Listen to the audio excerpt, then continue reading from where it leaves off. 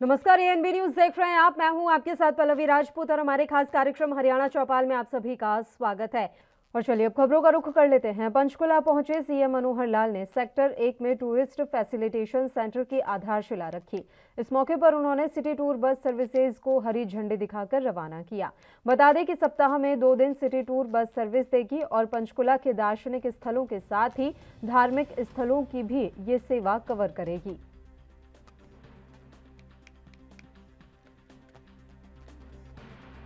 वो tourism religious भी होता है, वो सैनिक भी होता है, उसमें तरह तरह के रोमांच का भी टूरिज्म ये रहता है।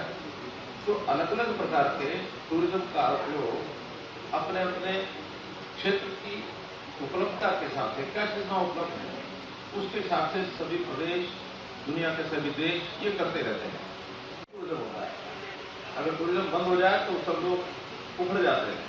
कोविड के दिनों में हमें टूरिज्म के नाते से तो बहुत असर पड़ा नहीं, क्योंकि यहाँ उस तरह की इंडस्ट्री है नहीं।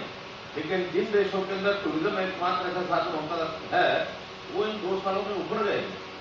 फिर भी उस विषय पर न जाते हुए हम तो हरियाणा के टूरिज्म को कैसे बढ़ावा दिया जाए इस पर लगातार चर्चा करते रहे। कुछ स्थान पहले से धार्मिक टूरिज्म है, ऐतिहासिक स्थानों का जो महत्व उसका टूरिज्म है, ये सब चल रहा है, लेकिन इतना बड़ी मात्रा में नहीं है। पिछले दिनों एक मीटिंग में हम लोग बैठे थे कि सोनीपत के जिला शिक्षा अधिकारी कार्यालय में जब सीएम फ्लाइंग की टीम ने छापेमारी की तो वहां पर 50% कर्मचारी ड्यूटी पर मौजूद ही नहीं थे, जिसके बाद सीएम फ्लाइंग टीम ने उन्हें नोटिस जारी करते हुए समय पर ड्यूटी न पहुंचने का कारण पूछा है। दरअसल सीएम फ्लाइंग को लगातार सूचना मिल रही थी कि सोनीपत के सरकारी कार्यालयों में समय पर कर्मचारी ड्यूटी पर नहीं पहुंचते हैं, जिसका खामियाजा कार्यालय में पहुंचने वाले लोगों को भुगतना पड़ता है। बुधवार को सीएम फ्लाइंग ने जब सोनीपत के जिला शिक्षा अधिकारी कार्यालय पर छापेमारी की तो वहां सुबह 9 बजे से 9:30 बजे के बीच 50% कर्मचारी अपनी ड्यूटी पर मौजूद नहीं थे। बाद में सीएम फ्लाइंग की छापेमारी का पता लगने के बाद कुछ कर्मचारी दौड़े कार्यालय पहुंचे, लेकिन फिर भी 25 ऐसे कर्मचारी थे जो अपनी ड्यूटी पर गैर हाजिर रहे। इसे लेकर अब सीएम फ्लाइंग की टीम ने लापरवाह कर्मचारियों को नोटिस देकर कारण पूछा है।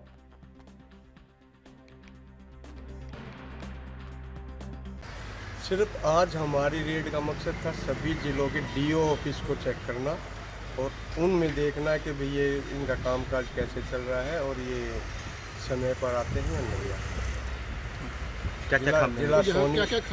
जिला सोनीपत में मैं की टीम में सीएम फ्लाइंग से सब इंस्पेक्टर केशव कुमार और अपनी टीम के साथ यहाँ पहुँचा था 9:30 बजे।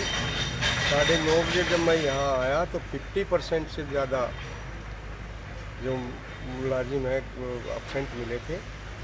लेकिन 10 बजे तक, क्योंकि हमने 9:30 और 10 बजे का टाइम रखा था, 10 बजे के बाद तो कम से कम 25% या 22% के करीब मुलाजिम जो हो गैर हाजिर रहे हैं, बाकी आगे हैं। ये जो टाइमिंग का है ये उस अधिकारियों को इस बारे में बताया जाएगा, नोटिस दिया जाएगा और इनके खिलाफ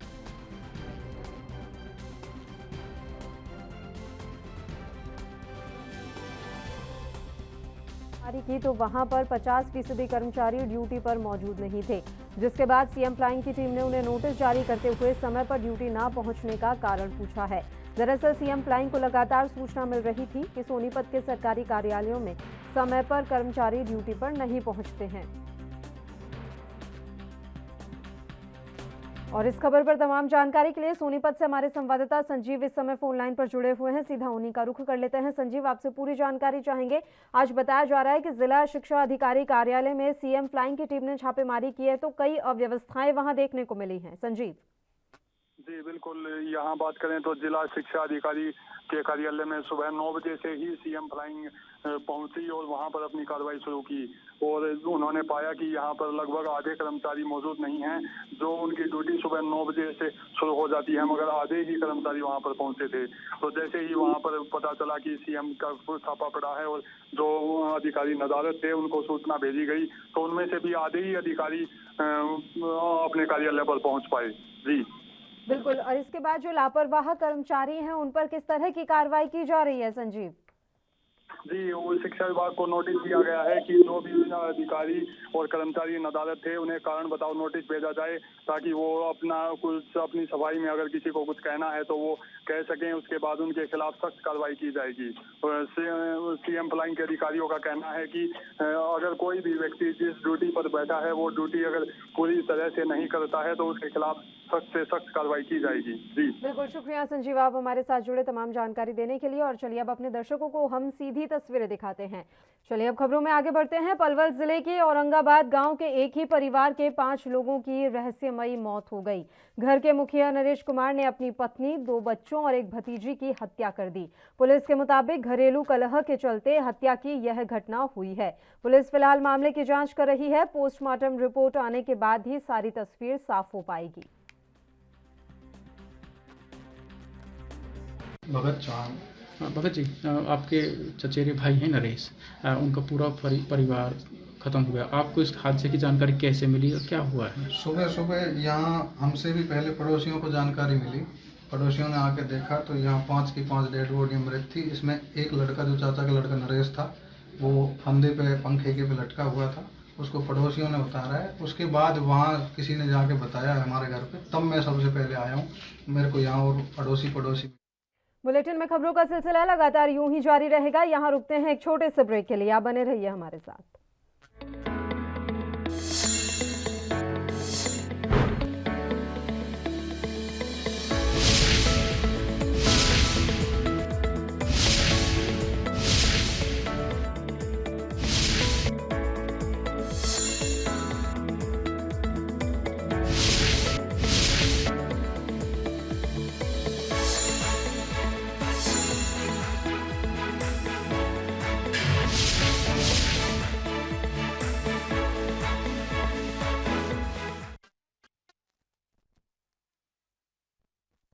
ब्रेक के बाद एक बार फिर से आप सभी का स्वागत है। बढ़ते हैं कुछ और खबरों की ओर। चरखी दादरी सीएम फ्लाइंग रोहतक के इंस्पेक्टर सतपाल के नेतृत्व में जिला शिक्षा अधिकारी कार्यालय चरखी दादरी में आज सुबह सरप्राइज चेकिंग को लेकर छापा मारा गया।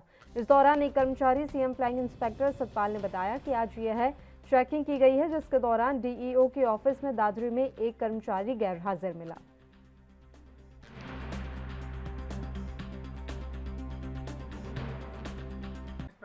Satpal Singh, CM flying Rohtak. आज हर डिस्ट्रिक्ट में ये सरप्राइज चेकिंग है रेगुलेटरी को लेके एजुकेशन डिपार्टमेंट में। उस संबंध में हम यहाँ सरप्राइज चेकिंग के लिए आए थे। जहाँ कर्मचारी हाजिर नहीं आते उनकी चेकिंग के लिए थी, आज हमने चेकिंग की है। यहाँ पर एक कर्मचारी एब्सेंट पाया है और हमने हरियाणा के शिक्षा मंत्री कंवरपाल गुर्जर डेंगू की चपेट में आ गए तो वहीं उन्हें चंडीगढ़ के निजी अस्पताल में दाखिल किया गया। यमुनानगर के विधायक घनश्याम दास अरोड़ा, सीएमओ डॉक्टर विजय दहिया ने अस्पताल जाकर मंत्री का हालचाल पूछा। विधायक घनश्याम दास अरोड़ा व सीएमओ डॉक्टर विजय दहिया ने बताया कि मंत्री जी की पिछले कुछ दिनों से तबीयत खराब थी। जब उनका डेंगू टेस्ट करवाया गया तो वह पॉजिटिव आया। उनके प्लेटलेट्स काफी डाउन आ रहे थे, जिस पर उन्हें फोर्टिस अस्पताल में भर्ती करवाया गया, जहां रिपोर्ट में उनके प्लेटलेट्स में बढ़ोतरी नजर आ रही है।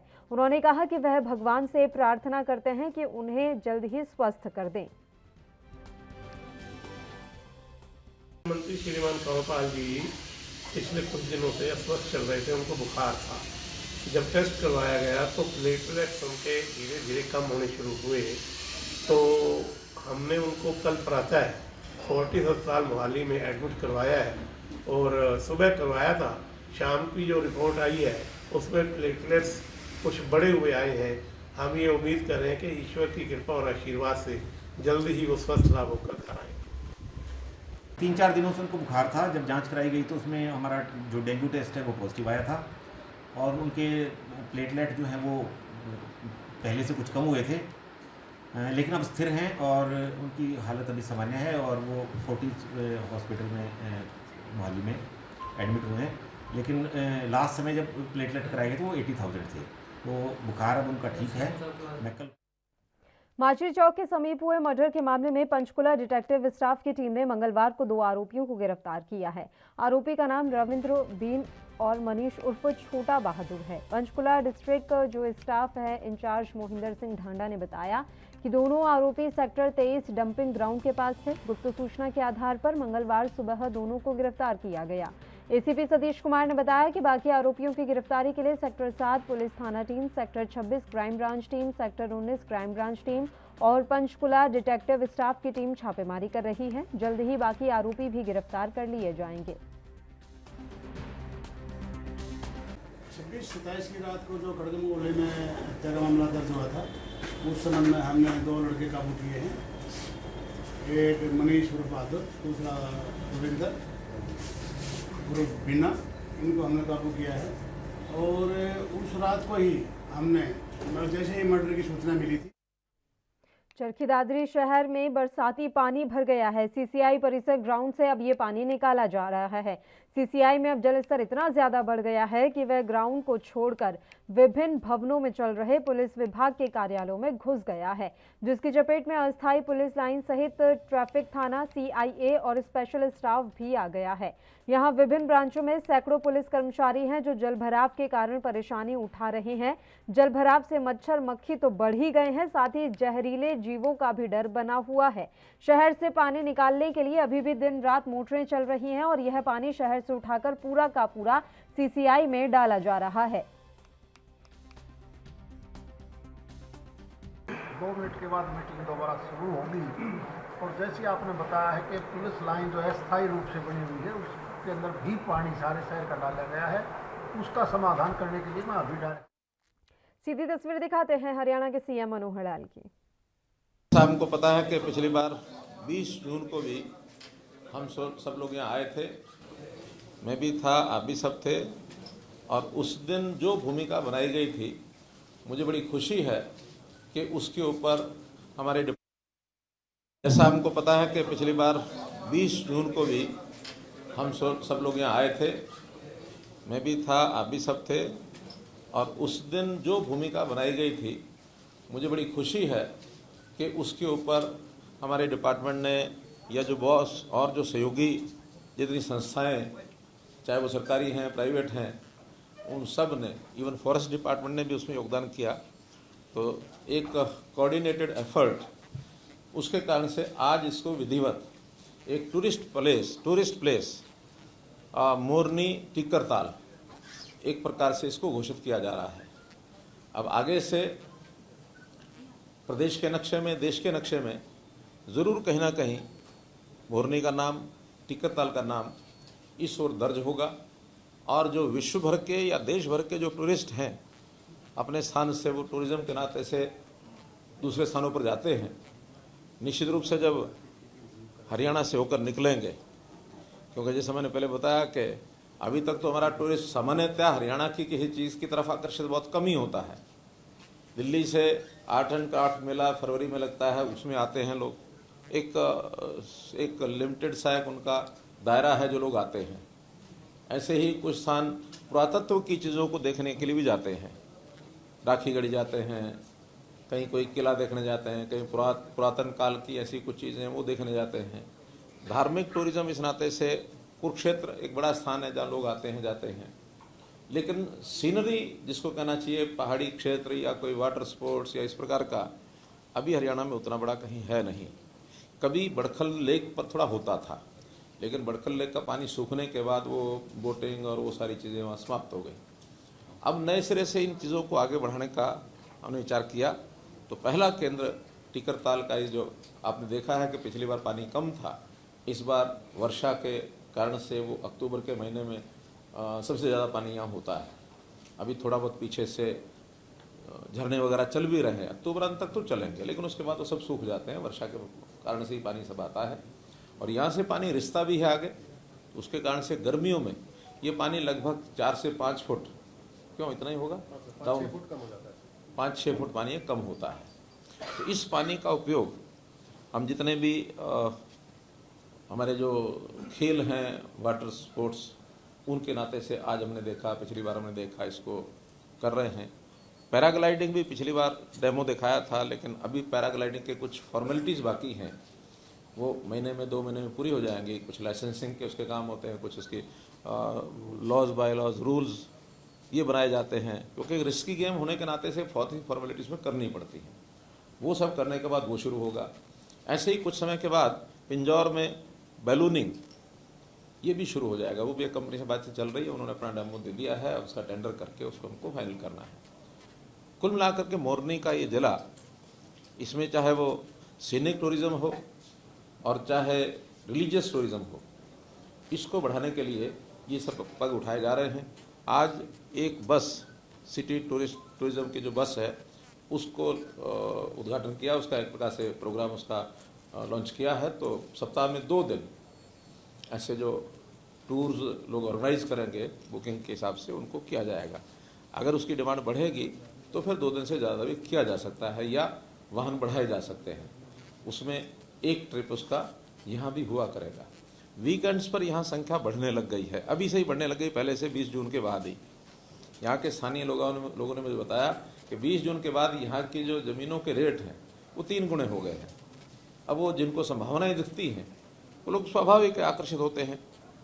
आज हमने उसके साथ 2 और पॉलिसीज़ जिनका चालू की हैं, जिसके लॉन्च किया है। एक होम स्टे पॉलिसी, तो घरों में जिनके पास 2 कमरे, 3 कमरे, 4 कमरे जितने स्पेयर कर सकते हैं या नए बना सकते हैं, उनको लोन भी दिलवाएंगे नए बनाने के लिए। वो टूरिस्ट के हिसाब से उसकी सुविधाएं सारी ध्यान में रख करके और वो होम टूरिस्ट आकर के वहाँ रुके। आज हमने 4-5 लोगों को तो सर्टिफिकेट दिए हैं, लेकिन वो धीरे धीरे आगे पॉलिसी बढ़ेगी।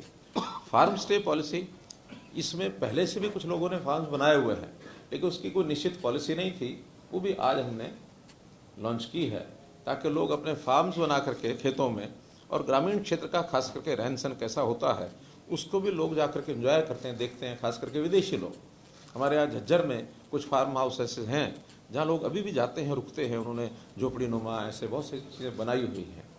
तो जैसे मुझे ध्यान है कि मैं एक बार इजराइल गया, तो वहाँ एक डेजर्ट सफारी, आप लोगों में से किसी ने देखा हो तो, एकदम रेतीले पहाड़ के अंदर जा करके, दुबई से कोई 40-50 किलोमीटर अंदर जा करके, और वहाँ एक रहन सहन उनका ग्रामीण क्षेत्र का उसी प्रकार का वो करते हैं। और लोग से रात को 8:30-9 बजे वापस आते हैं। उनका ठहरने के उतने कम है स्थान, उनके ज़्यादा नहीं है, लेकिन वो वन डे टाइम का ही उनका एक टूरिज़्म है। तो इस टूरिज़्म को बढ़ाने के लिए देश भर में भी प्रयत्न चल रहे हैं, हम अपने हरियाणा प्रदेश में भी बढ़ा रहे हैं। जैसे मैंने अभी बताया कि मालदीव्स ऐसा एक देश है जिसका कुल GDP का 59.6% केवल टूरिज्म में से ही आता है। यानी उनकी मेन एक प्रकार का जो उनका स्रोत आय का है वो टूरिज्म है। अभी हालांकि कोविड में बहुत बड़े झटके ऐसे देशों को लगे जो टूरिज्म पर डिपेंडेंट थे, टूरिस्ट बंद हो गया आना जाना, अब धीरे धीरे फिर शुरू हो गए हैं, तो आगे बढ़ रहे हैं। और जहाँ तक और बहुत से ऐसे देश हैं, कम से कम दर्जनों देश ऐसे हैं जहाँ 15% से ऊपर उनकी GDP है। लेकिन अपने देश का अभी जो आज मैं देख रहा था 1.1% है, यानी नेग्लिजिबल है, कुछ नहीं है।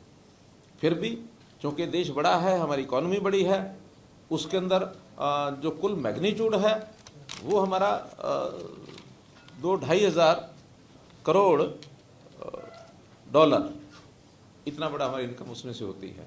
यानी अगर 2-2.5 हज़ार करोड़ डॉलर में कह रहा हूँ तो लगभग 1.5 लाख करोड़ रुपया टूरिज्म में से आज भी आता है। लेकिन बहुत देश तो बहुत ज़्यादा कमाते हैं। उस नाते से देश के, दुनिया के जो टूरिस्ट हैं और जो विकसित देश हैं वहाँ से टूरिस्ट ज़्यादा निकलते हैं, उधर से लोग यहाँ आए। हमने उसके सारे प्रयत्न किए हैं, आज विधिवत उसका चालू किया है और ये पहला केंद्र है। हम इस प्रकार के और भी केंद्र जहाँ वाटर स्पोर्ट्स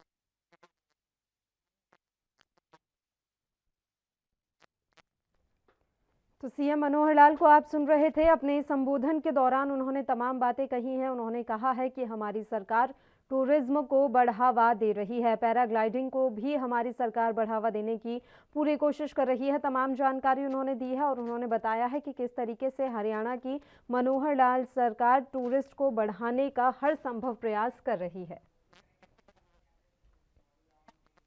और हरियाणा चौपाल में फिलहाल के लिए इतना ही। मुझे दीजिए इजाजत। देश और प्रदेश के तमाम ताज़ा खबरों के लिए आप बने रहिए हमारे साथ।